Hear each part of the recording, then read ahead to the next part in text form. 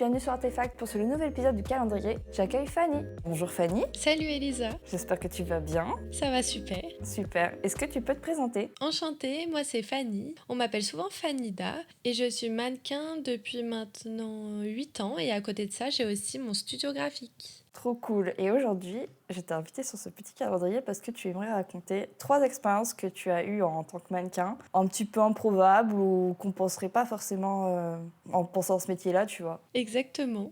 J'aurais pas pu les deviner en amont. Voilà, c'est ça.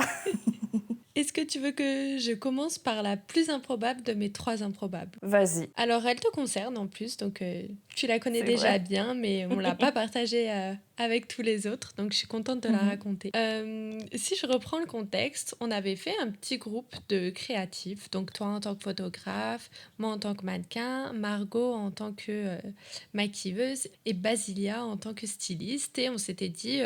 organisons-nous un petit shooting ensemble. On avait aussi Stéphanie qui était en seconde photographe. Oui. Et sur ce shooting, tu avais pris en charge la DA et on avait fait une petite escapade à la montagne. Donc Oui. c'était vers Grenoble, il me semble. Ouais, c'était 2 heures en dessous Lyon. Ouais, J'étais venue à Lyon exprès et on avait roulé à peu près 1h30, 2 heures pour atteindre les montagnes, en c'est gros. ça.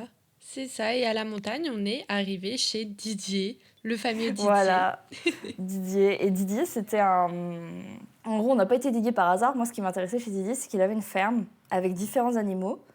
Et qu'en fait, il était dans une plaine, donc il y avait les montagnes et tout machin. Enfin, c'était hyper intéressant visuellement. Et ça nous fait une petite expérience, tu vois. Et à la base des bases, on devait shooter avec des bisons cette fois-là. Mhm. Mais, parce qu'il y a un grand mais, il y a eu un petit couac de communication avec Didier, qui du coup, lui, avait compris qu'on resterait sur son camion pour faire les photos. Moi, j'avais compris qu'on serait dans un champ avec lui à côté de nous et les bisons qui font leur life et que, enfin, on s'occupe pas d'eux, quoi. Ils sont juste dans le décor et puis voilà. Sauf que lui, il n'avait pas prévu ça. Il s'était dit, ah mince, non, ils vont rester devant en fait. Donc on s'est dit, bon, on va faire ça. Et du coup, on est revenu plus tard dans l'année pour être dans le même champ qu'eux, parce qu'en fait, en hiver, ce qui n'était pas possible, parce que c'était en hiver, c'est qu'ils sont dans un enclos tout petit et que c'était trop risqué d'être dans le même enclos avec pas assez de plaine, en fait. Mhm. Enfin, voilà, bref, et puis même, ça allait leur faire peur pour rien, enfin, voilà, c'était pas le but. Il avait d'autres animaux, Didier. Des Qui, du coup, il fameux. m'a dit, ouais, et il avait des lamas. Lamas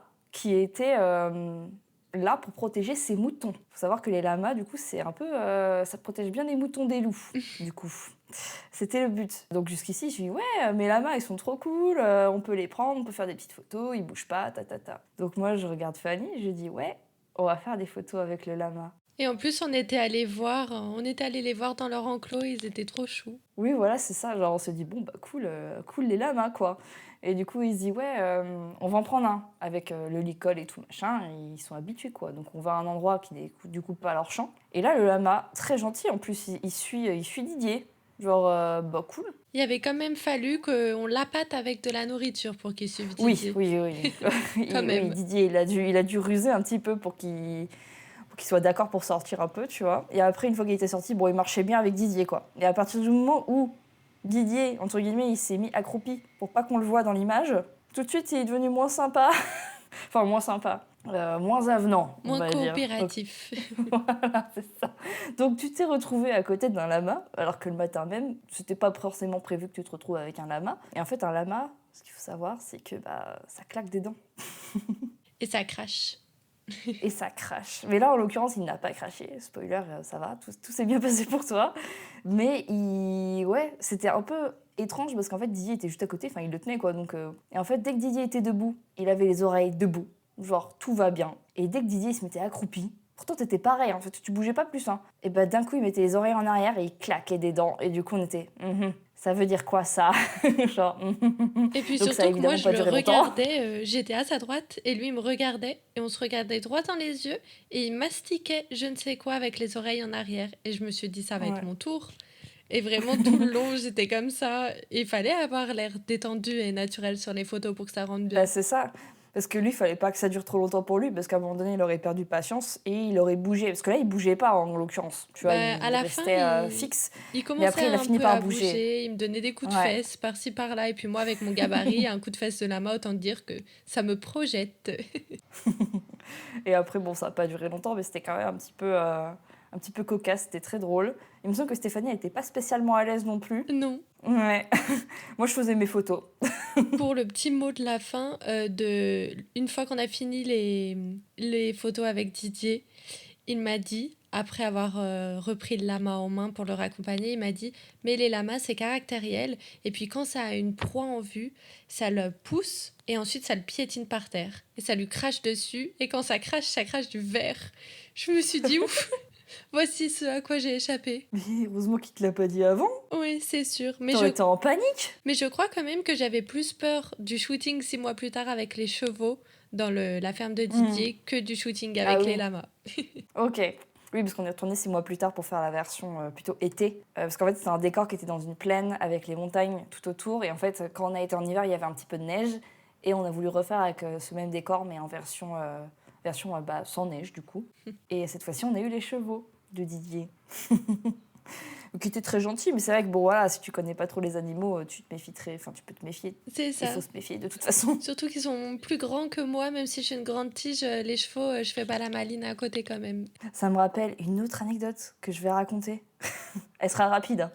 J'ai fait des photos avec des dromadaires. Je crois que c'était pas l'année dernière, c'était l'année d'avant. Avec un éleveur de dromadaires. Enfin, jusqu'ici, tout va bien. On arrive au shoot et tout. Donc, j'avais la modèle et mon amie Elsa, la styliste. Et du coup, Ludivine, la modèle, elle m'avait jamais dit que les animaux, ça pouvait être problématique. Elle était hyper chaud. Genre, elle m'a dit, vas-y, trop cool les dromadaires, on y va. Et en fait, le shoot s'est très bien passé. Elle est montée sur le dromadaire. Enfin, voilà, on a fait plein de trucs. Et le soir même, enfin, dès qu'elle est descendue, en fait, le shoot est terminé. Elle me dit, Elisa, j'ai un truc à t'avouer. J'ai la phobie des chevaux. Je lui dis, mais comment ça? Elle fait, j'ai la phobie des chevaux. Donc c'était un petit peu un défi personnel de le faire avec des dromadaires. Et ça s'est très bien passé. Je dis, mais oh là là, un dromadaire c'est plus gros qu'un cheval. Je l'ai fait monter dessus. Ah, je me sentais trop mal. Mais du coup, comme quoi, voilà, elle m'a pas dit. Bah, comme quoi, Donc, quand on est Ludivine, si tu passes par mannequin, là. on doit aussi dépasser nos peurs quand on est mannequin. Voilà, c'est ça.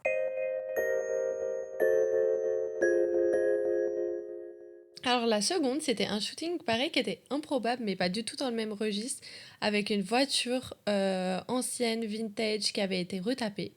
Donc en gros, c'est pour un client à moi avec qui j'ai travaillé déjà avant ce shooting-là. Donc son activité vise à reprendre des voitures anciennes et retaper autant l'extérieur que l'intérieur. Il fait des trucs de ouf, c'est Machine Revival. Ok. Et on avait déjà fait un shoot et il m'a recontacté pour un second shoot.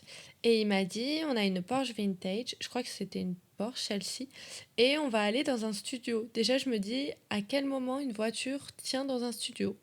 Donc, Ouais, faut que logistiquement ça passe, ouais. ouais, c'est ça. J'étais étonnée.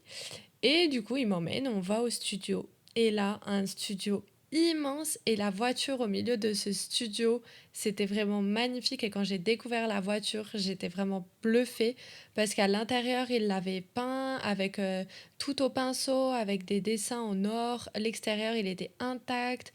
Et du coup, j'ai shooté sur un plateau tournant avec la voiture. Trop stylé. Donc c'était vraiment improbable. Enfin, c'est pas le genre de shoot qu'on fait tous les jours et les photos étaient vraiment trop stylées. Trop cool. Mais ce shooting était vraiment improbable. Et le fait d'être sur le plateau tournant et que la voiture aussi tourne, j'avais plutôt été par le passé dans des studios classiques. Mais là, de voir un studio à la hauteur de celui-ci, c'était quand même un peu impressionnant. Ça tournait pas trop vite. Non, ça va, ça va. J'imagine le mal de mer, tu sais. Ça tourne un peu trop. Non, franchement, ça va. J'exagère, mais bon. Donc, trop bon souvenir et les photos étaient canon aussi. Quand on est mannequin, on a toujours l'impression qu'on va dans des lieux de ouf, qu'on fait des shootings de ouf, comme les deux que j'ai racontés avant. Mais c'est pas toujours le cas. Et il y a des shootings aussi qui sont un peu moins sexy, mais qui restent cool quand l'équipe est cool aussi. Et un jour, je me suis retrouvée à shooter, donc que les mains, c'était du détail main, pour faire un tuto pour monter et démonter une machine à café. Et c'était vraiment improbable. Donc, en fait, c'est une vidéo où moi, j'étais mannequin main et je démontais le filtre, je réglais les programmes, je lavais la machine. C'était vraiment un truc où c'était pas forcément le job sexy, mais le job de mannequin, c'est aussi faire des jobs qui sont pas forcément... qui vendent pas forcément du rêve. Ouais, mais du coup, c'est tes mains qui étaient voulues, la jambe, en l'occurrence. Ah oui, Mais tout du coup, à tu fait. dois connaître par cœur la machine à café, du coup. Et bah, je la connaissais bien, mais j'avoue que je bois pas de café, donc Mm. j'étais pas à l'aise de base avec ces connaissances-là. Mais ce shoot-là, il m'a aussi montré que la pub, il y a vraiment des petits filons en dessous des pubs parce que je devais laver la machine à café dans le tuto. Sauf que Mm. l'eau du coup d'une machine à café est censée finir marron et sale quand tu la laves, que Mhm. tu laves les filtres. Et dans la pub, fallait d'abord laver les filtres avant que moi je les lave. Du coup, l'eau coulait très Ouais. claire et tout. Enfin, c'est vraiment les dessous de notre métier Mhm. aussi, de voir les dessous des pubs. Oui, voilà, parce qu'en fait, pour que ça rende aussi bien enfin, comme on veut à l'image, il y a des petits tips, hein, c'est comme la photo culinaire, ça c'est encore un autre truc. Ouais, Mais la photo culinaire, il y a vraiment un délire dans le sens où des fois, c'est vraiment pas que de la bouffe qu'il y a sur la photo. ouais, Il y a des choses clairement. qui sont pas comestibles, mais c'est pas grave parce que du coup, ça provoque cette envie de manger. Et c'est tout ce qu'on veut en fait dans un visuel. Mais ça, on s'en rend pas compte en fait. Il y a Ouais, que les gens qui sont sur ce genre de job qui savent un peu comment on fait, tu vois. Genre, je sais que pour faire du fromage, des fois, c'est même pas du fromage, une espèce de pâte. Enfin, parce qu'en fait, il faut que entre guillemets, que ça reste comme si c'était tout frais, tout le temps, pendant ouais. toute la durée du shoot. Mm, mm. Donc il y a aussi ça. Et là, bah, c'est aussi ce genre de truc-là qu'on ne voit pas forcément dans les métiers de l'image. Donc c'est aussi pour ça que j'ai créé le podcast. C'est pour les gens un peu curieux qui... Même moi, je suis archi curieuse, en fait, ça me permet de découvrir des trucs. Avec toutes les histoires qu'on m'a racontées, au moins j'aurai un petit bagage, tu vois. Et surtout que des petits tips, on en découvre sur chaque shooting, il y a quand même des nouveaux tips.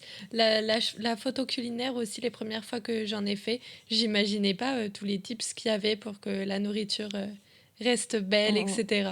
Le seul truc frustrant, c'est que du coup, on peut pas la manger à la fin. Et c'est trop chouette de voir les dessous des pubs à chaque fois. Je trouve que c'est vraiment une des parties que j'aime trop dans mon métier. mm.